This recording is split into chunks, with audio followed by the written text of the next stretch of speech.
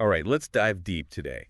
We're tackling totalitarianism of the Totalitarianism. Soviet Union. Yeah, And we're going to untangle it's a big one. this complex web of history Absolutely. and ideology using the terms you provided. Yeah, It's a fascinating but sometimes chilling story.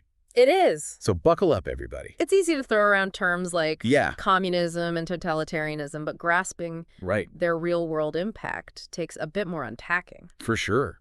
That's what we're here for. That's what we're here for. Thank So you. let's start with the basics. Okay. Communism, it's often portrayed as this utopian dream. Well, the idea is a classless society Right. where everyone shares ownership and works for the common good. Okay. Think of it like a massive potluck where everyone contributes Yeah. and everyone benefits equally. Sounds idyllic in theory, Right.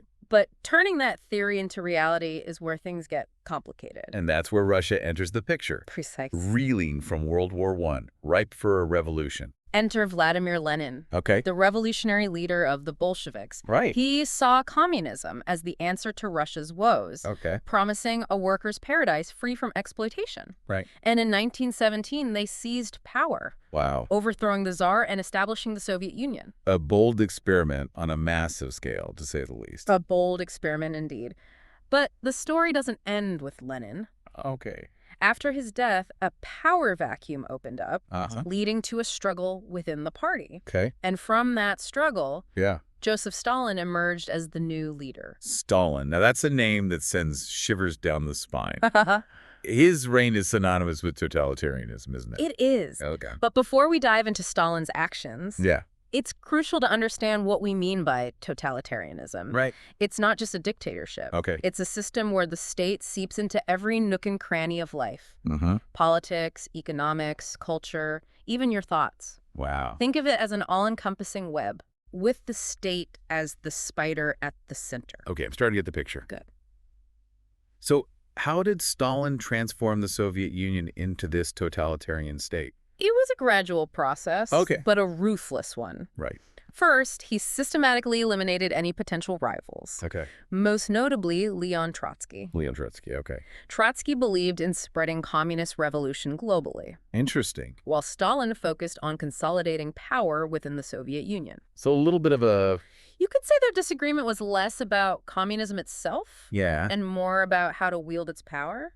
So Stalin was more interested in control than spreading the communist ideology. That's a keen observation. That sounds like a classic power grab. And to solidify his control, Yeah. Stalin established a system where the Communist Party had absolute authority. Okay. No other political parties, no dissent. Wow. Imagine a room with only one light switch, and Stalin's hand is the only one allowed to touch it. That's a pretty powerful image. But how do you control an entire population's thoughts? That's where the truly chilling aspects of totalitarianism come in. Okay.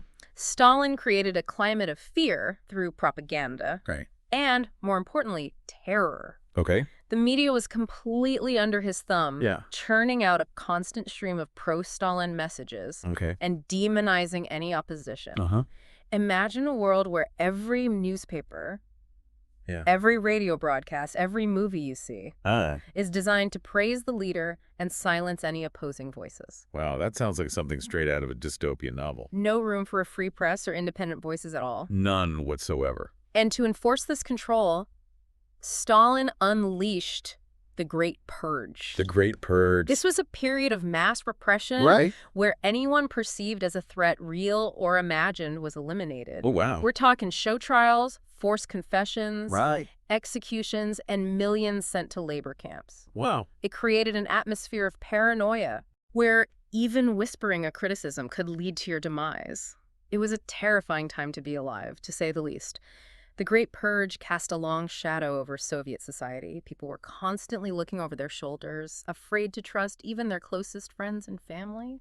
It's mind-boggling to think about living under that kind of pressure. Mm-hmm. Did anyone dare to resist? Resistance was met with swift and brutal repression. Remember, the Great Purge wasn't just about eliminating actual threats. Right. It was about creating an atmosphere of fear so pervasive that resistance became unthinkable. So it wasn't just physical control, but psychological control as well. Exactly. Stalin understood that true power lies in shaping not just actions, Right. but thoughts and beliefs. And that brings us to another fascinating aspect of totalitarian control. Art. Art. really. How did Stalin use art to maintain his grip on power? He enforced something called socialist realism. Socialist realism. Think of it as propaganda disguised as art. Paintings, sculptures, literature, music, even architecture Wow. had to conform to this style. So no room for creativity or individual expression? Very little socialist realism was all about glorifying the Soviet state, Okay. depicting idealized workers, heroic achievements, Uh-huh. and of course Stalin himself as the infallible leader. Anything critical, abstract, or even remotely individualistic was deemed subversive and suppressed. Wow, it's like turning art into a giant propaganda machine. It's almost Orwellian in its control over thought and expression. A very apt comparison. And it wasn't just art, it was history too.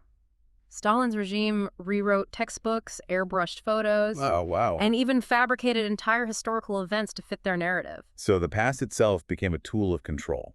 It's chilling to think about the power of manipulating history to shape the present. Absolutely. And this control extended to the economy as well. Remember that term you mentioned? Economy. That's where the government dictates every aspect of economic life. So no free markets or private businesses. None whatsoever. The government decided what to produce, how much to produce, and even set the prices.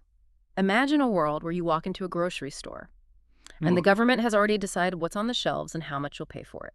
That sounds incredibly inefficient. It often was.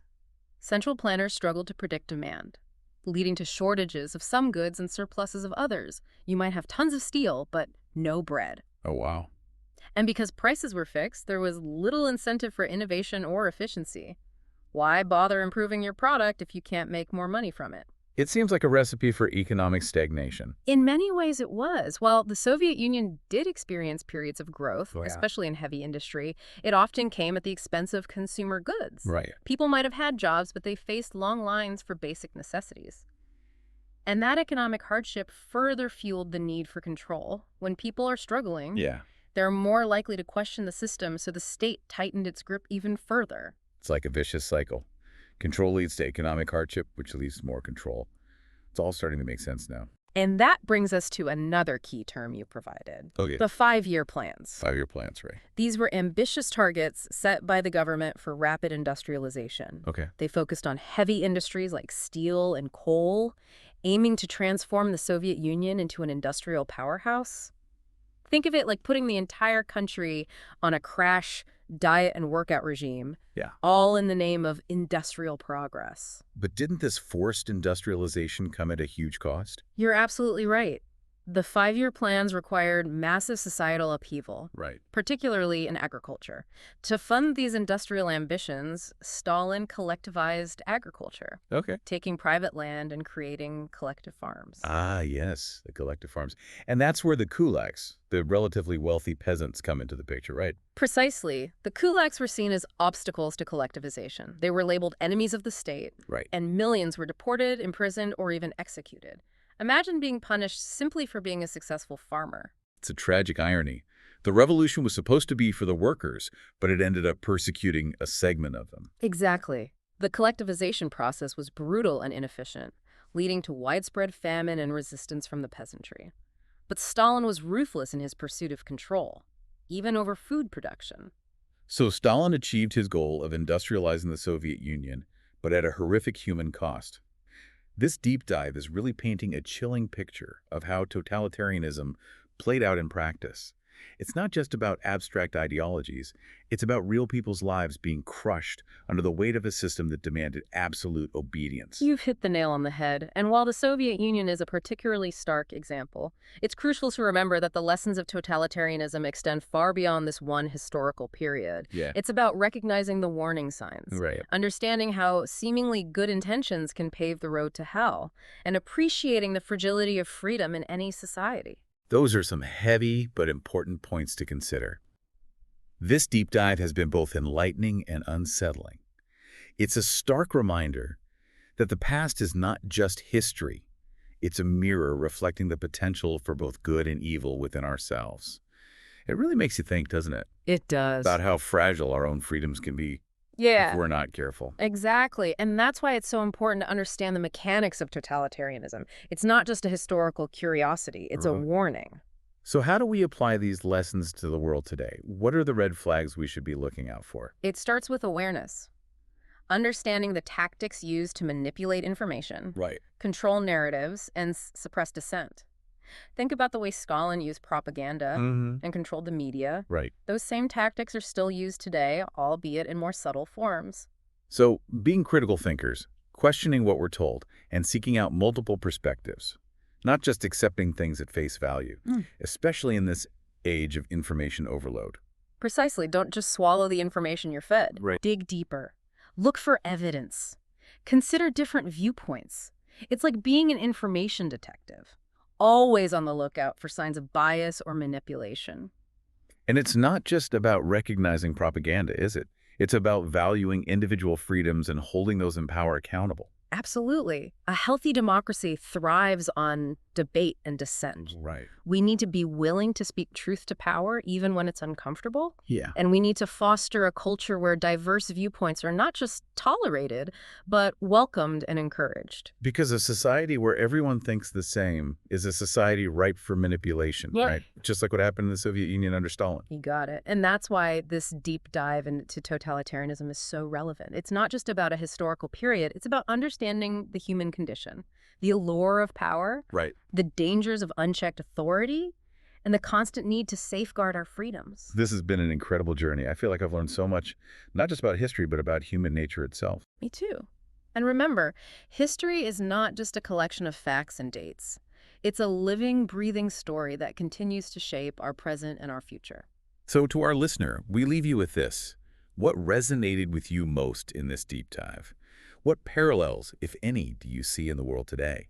And most importantly, how can we as individuals contribute to a world where the horrors of totalitarianism are never repeated? Think about it, discuss it, and most importantly, never stop questioning. Thanks for joining us on this thought-provoking exploration. Until next time, keep diving deep, keep questioning, and keep the flame of freedom burning bright.